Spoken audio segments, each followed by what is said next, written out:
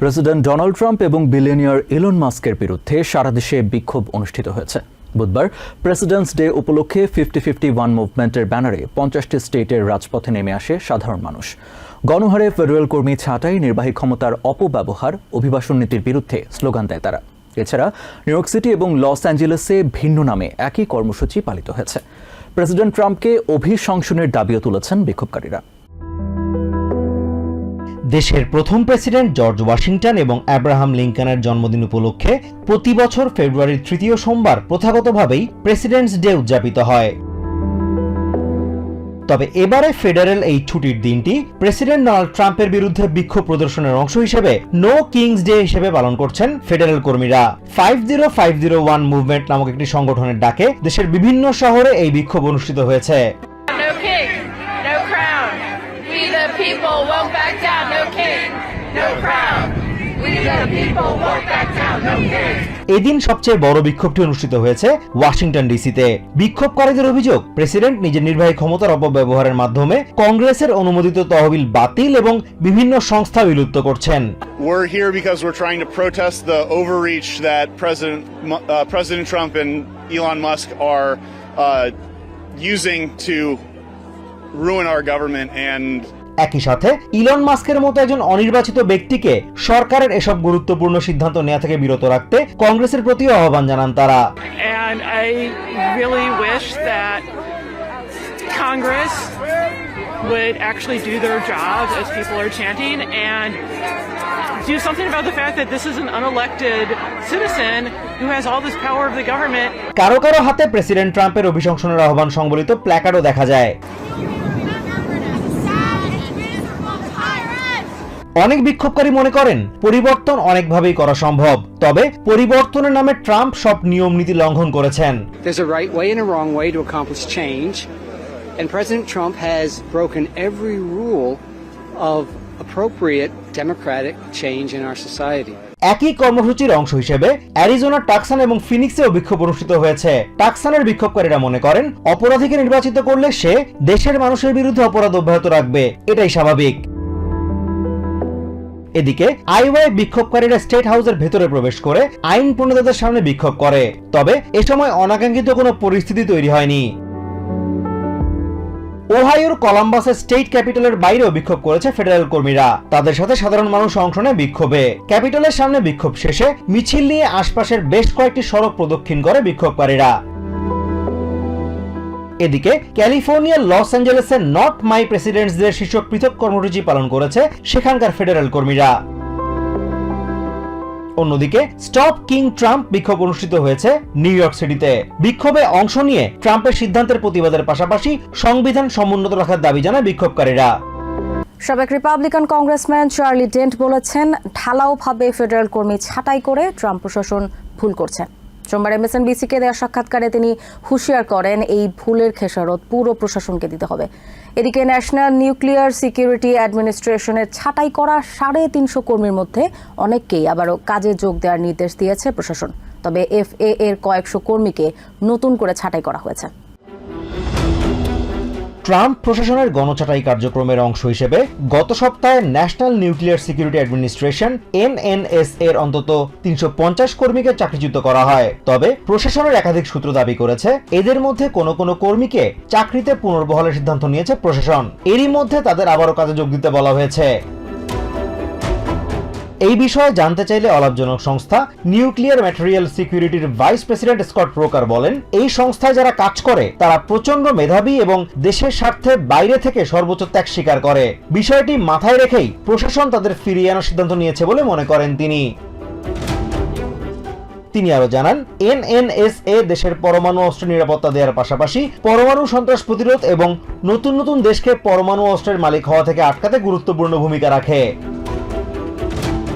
এদিকে সমালোচনার মাঝেই ফেডারেল এভিয়েশন অ্যাডমিনিস্ট্রেশনের কর্মীদের ছাঁটাইয়ের প্রক্রিয়া শুরু করেছে ট্রাম্প প্রশাসন। শুক্রবার রাতে অস্থায়ী কয়েকশো কর্মীকে ইমেলের মাধ্যমে চাকরিচ্যুত করা হয়েছে বলে জানিয়েছেন প্রফেশনাল এভিয়েশন সেফটি স্পেশালিস্টস ইউনিয়নের প্রেসিডেন্ট ডেভিড স্প্যারো। অন্যদিকে কনজিউমার ফাইন্যান্সিয়াল প্রোটেকশন ব্যুরোর চাকরিচ্যুত কর্মী হ্যানা হিকম্যান বলছেন, দেশের মানুষের বোঝা উচিত তাদের জন্য যারা কাজ করেন ট্রাম্প প্রশাসন ধরে তাদেরই বেআইনিভাবে চাকরিচ্যুত করছে। তিনি দাবি করেন কোন ফেডারেল কর্মচারীকে চাকরিচ্যুত করার প্রধান কারণ কাজে অদক্ষতা। এত বিপুল সংখ্যক কর্মী একসাথে অযোগ্য প্রমাণিত হওয়ায় তাদের ছাঁটাই করা হচ্ছে, বিষয়টি মোটেও বিশ্বাসযোগ্য নয়। পেনসিলভেনিয়ার সাবেক রিপাবলিকান কংগ্রেসম্যান চার্লি ডেন্ট বলছেন, জনবল কমাতে চাইলে প্রশাসন আরো সুন্দরভাবে তা করতে পারত। তিনি মনে করেন এমন এলোমেলোভাবে ফেডারেল কর্মীদের ছাঁটাই করে বর্তমান প্রশাসন ভুল করছে। বর্তমান প্রশাসনকে এজন্য খেসারত দিতে হবে বলেও হুঁশিয়ার করেন সাবেক এই রিপাবলিকান আইন প্রণেতা। প্রেসিডেন্ট ডোনাল্ড ট্রাম্প ও ইলন মাস্ক বিরোধী বিক্ষোভকারীরা স্পষ্টবাদী এবং তাদের প্রতিবাদ অযৌক্তিক নয়। গণমাধ্যমকে দেওয়া সাক্ষাৎকারে রাজনৈতিক বিশ্লেষক জেমস কারফিল এমন কথা বলেছেন।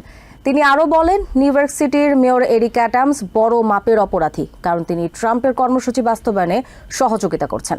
এদিকে এভিয়েশন নিরাপত্তা বিশেষজ্ঞ ডেভিড স্পিরো বলেছেন, FAA থেকে ছাঁটাই হওয়া কর্মীরা আকাশপথের নিরাপত্তার দায়িত্বে ছিলেন।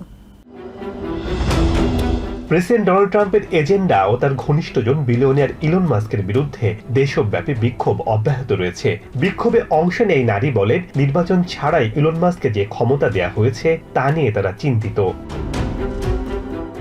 আরেক নারী বলেন, হোয়াইট হাউস ইলন মাস্কের কোনো ব্যবসা নেই। তিনি মনে করেন এই ধনকুবের সেখানে প্রবেশ করে সারা দেশে বিশৃঙ্খলা সৃষ্টি করছে। এই দুই নারীর বক্তব্য প্রসঙ্গে রাজনৈতিক বিশ্লেষক জেমস কারফিল বলেন, তারা দুজন অনেক স্পষ্টবাদী। MSNBC নিউজকে দেওয়া সাক্ষাৎকারে এই বিশ্লেষক জানান, ইলন মাস্কের কর্মকাণ্ড যেমন দেশের মানুষের দৃষ্টি আকর্ষণ করেছে, সাম্প্রতিক বিমান দুর্ঘটনাগুলো তাদের দৃষ্টি আকর্ষণ করেছে। তিনি আরো বলেন, নিউ ইয়র্ক সিটির 4 জন ডেপুটি মেয়র ইতিমধ্যেই পদত্যাগ করেছেন। ট্রাম্পের এজেন্ডা বাস্তবায়নে সহযোগিতার জন্য মেয়র এরিক অ্যাডামসকে একজন বড় মাপের অপরাধী বলে মনে করেন তিনি। তাকে সিটির কার্যক্রম থেকে বিরত না রাখার জন্য গভর্নর ক্যাথি হকুলকে দায়ী করেন এই বিশ্লেষক। এদিকে পার্টনারশিপ ফর পাবলিক সার্ভিসের প্রধান নির্বাহী ম্যাক্স সাইটার বলেন, অযোগ্য ফেডারেল কর্মীদের ছাঁটাই করা হচ্ছে, কারণ তাদের নিয়ে ঝুঁকি রয়েছে বলে মনে করেন তিনি। যেহেতু কোনো ধরনের বাস্তবসম্মত পরিকল্পনা ছাড়াই ফেডারেল কর্মীদের ছাঁটাই করা হয়েছে, তাই এক্ষেত্রে আইন লঙ্ঘন হয়েছে বলে মনে করেন এই বিশ্লেষক। অন্যদিকে ফেডারেল এভিয়েশন অথরিটি FAA এর শতাধিক কর্মী ছাঁটাই করেছে ট্রাম্প প্রশাসন। এই প্রসঙ্গে এভিয়েশন নিরাপত্তা বিশেষজ্ঞ ডেভিড স্পিরো বলেন, যাদেরকে ছাঁটাই করা হয়েছে দেশের আকাশপথকে নিরাপদ রাখতে তারা প্রত্যেকেই কোনো একটি দায়িত্ব পালন করে থাকেন। তিনি আরো বলেন, দেশের এয়ার ট্রাফিক ব্যবস্থায় সবসময় উন্নত প্রযুক্তি হালনাগাদের প্রয়োজন হয়, এজন্য কর্মী ছাঁটাই না করে পর্যাপ্ত অর্থের দরকার বলে জানান তিনি।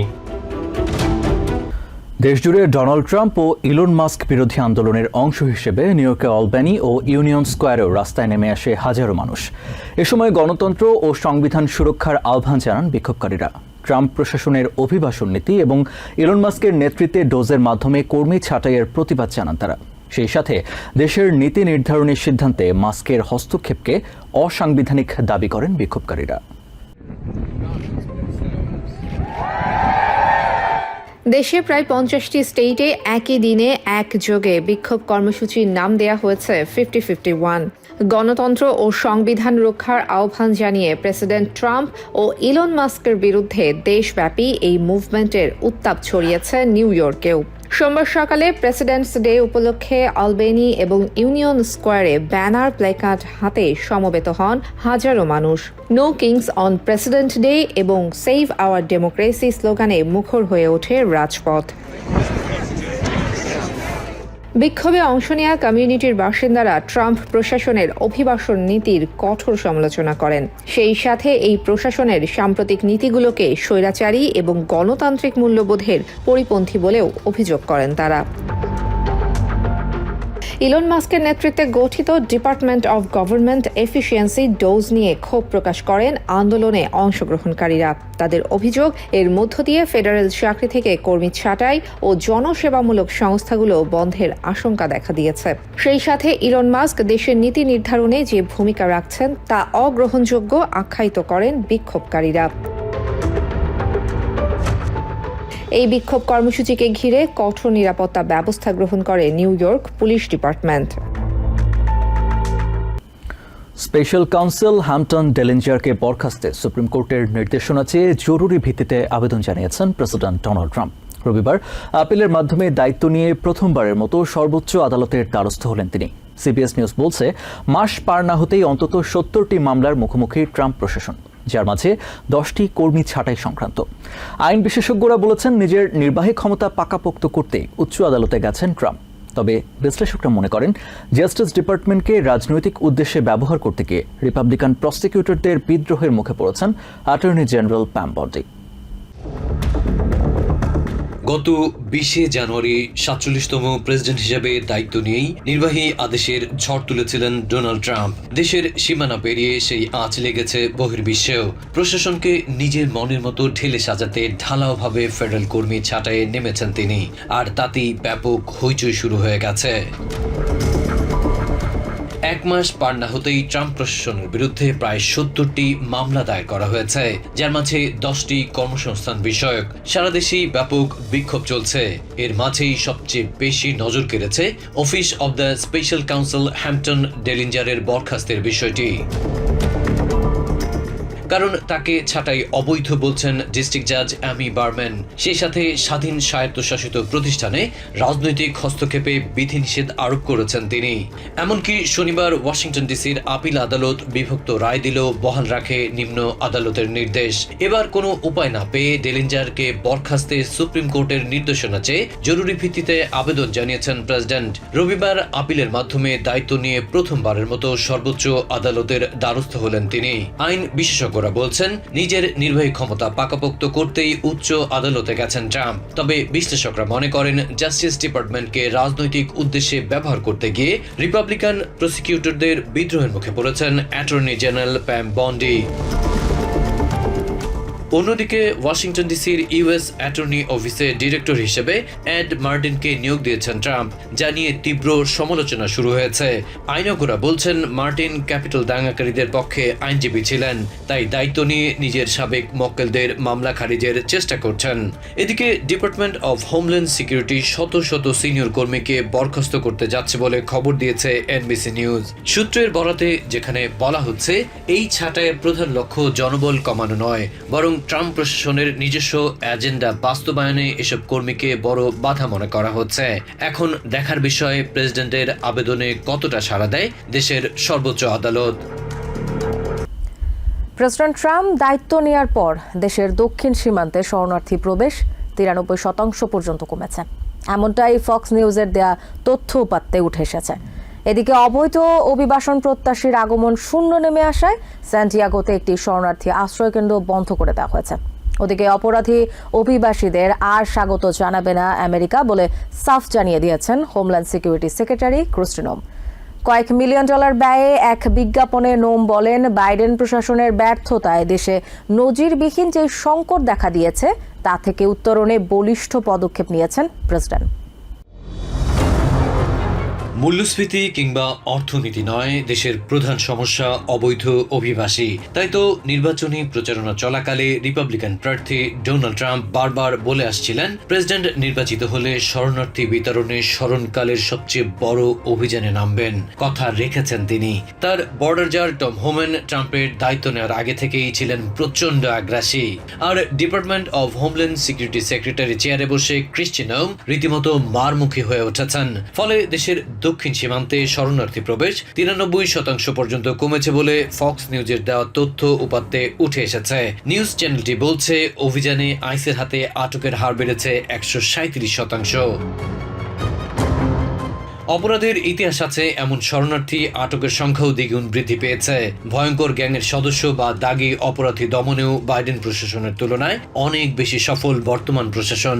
এদিকে অবৈধ অভিবাসন প্রত্যাশীর আগমন শূন্যে নেমে আসায় স্যান্ডিয়েগোতে একটি শরণার্থী আশ্রয় কেন্দ্র বন্ধ করে দেওয়া হয়েছে। ওদিকে অপরাধ জগতের সঙ্গে জড়িত অভিবাসীদের আর স্বাগত জানাবে না আমেরিকা বলে সাফ জানিয়ে দিয়েছেন হোমল্যান্ড সিকিউরিটি সেক্রেটারি ক্রিস্টি নোম।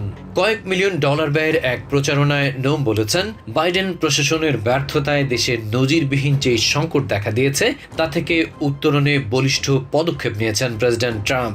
এতে দেশের মানুষের নিরাপত্তা সর্বোচ্চ অগ্রাধিকার পাচ্ছে।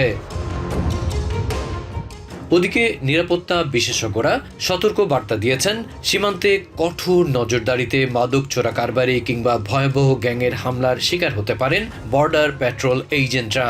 সূত্রের বরাতে নিউজ নেশন বলছে, খুব শীঘ্রই বডি ক্যামেরা নিয়ে আর মাঠে নামবে না বর্ডার পেট্রোল এজেন্টরা বলে নির্দেশনা এসেছে। এই অবস্থায় তাদের উন্নত প্রযুক্তি দেওয়ার আবেদন জানিয়েছেন সাবেক আইস কর্মকর্তারা। তারা বলছেন, ট্রাম্প প্রশাসন হামলার বিষয়টি সেভাবে গুরুত্ব দিয়ে দেখছে না, তাতে নিরাপত্তা হুমকিতে পড়তে পারেন এজেন্টরা।